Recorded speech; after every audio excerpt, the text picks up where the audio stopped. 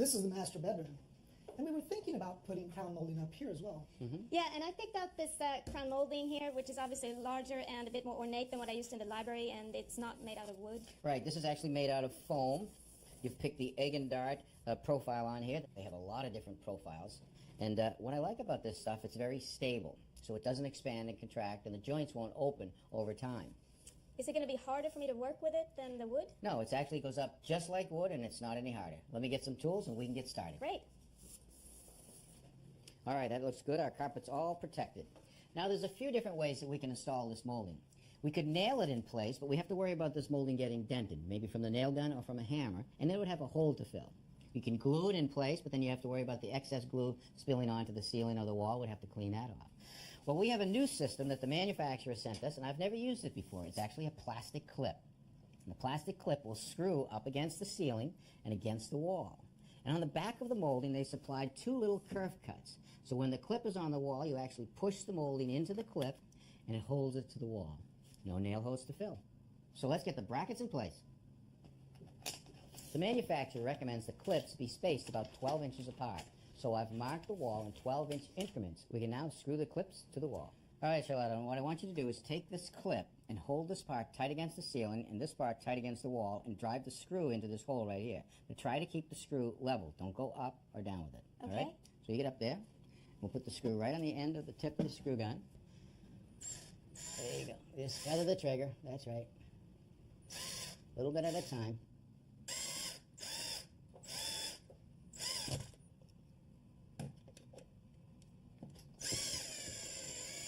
Bring it right in tight to the wall. There you go. All right, ready for the next clip.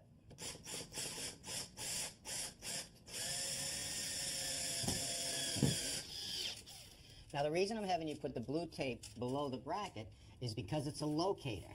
Now when we put the molding up against the wall, we can't see the bracket. So when I punch the molding into the bracket, we're lined up perfect. All right, we're ready to start measuring for our molding.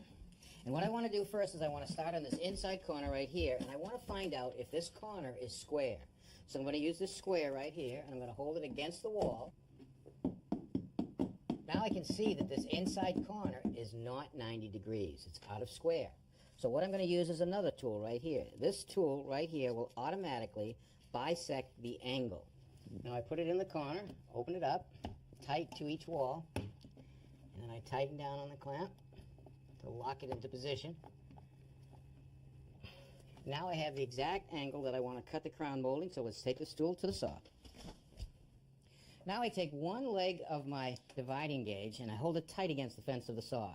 I then move the saw over with my laser light. I line up this line right here in the gauge, and that's our center line. And my angle will be bisected perfectly. Now we're ready to cut our molding. Now here's how it sits on the wall, and here's how we're going to cut it on our saw. Now we have to think of the base of the saw as the ceiling and the fence of the saw as the wall. Now I've positioned these two blocks on the saw that will hold my molding at the right angle. It will hold it flat against the wall, which will make it flat against the ceiling. Now if I was to take this molding and hold it flat against the fence and make a cut, that's a simple miter. But a crown molding actually has two angles. When I make this cut, it's now a compound miter. Now I'm ready to make my first cut.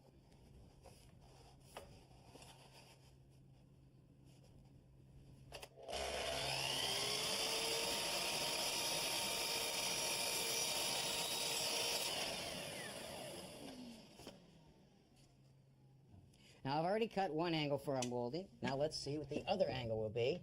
And it's the same, so that's good. So now I'll measure for the length. And that is 40 3/4.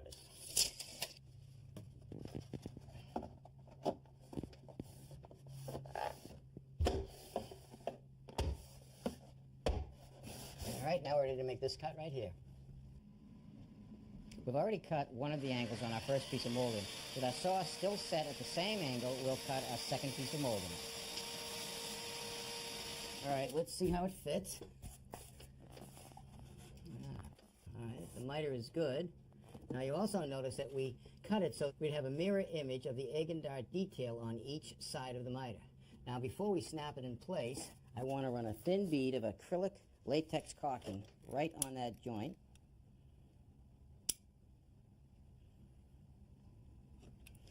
Okay, now let's push it into the corner.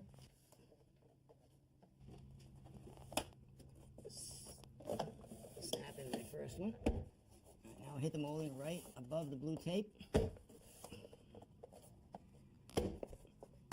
Okay, ready for the next piece. All right, now to put this next piece up, so I don't have to measure and I'm guaranteed to get the right length, we're going to hold the piece upside down. I'm going to measure the piece about 1/8 of an inch longer than needed, and we'll just spring it into place so it'll get a nice tight fit.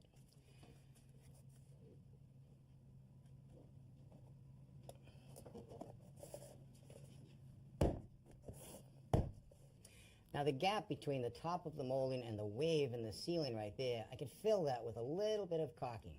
After I fill it, I'll just wipe it with a wet rag.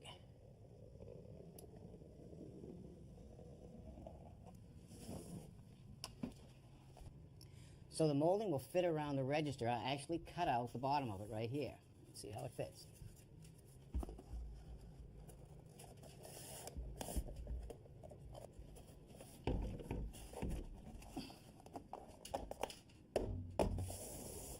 That's pretty good.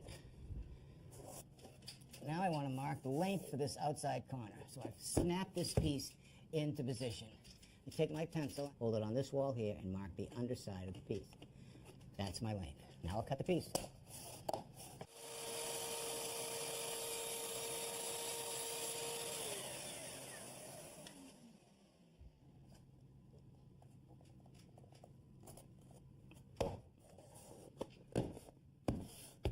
All right, now we're ready for the last piece. Let's see how it fits.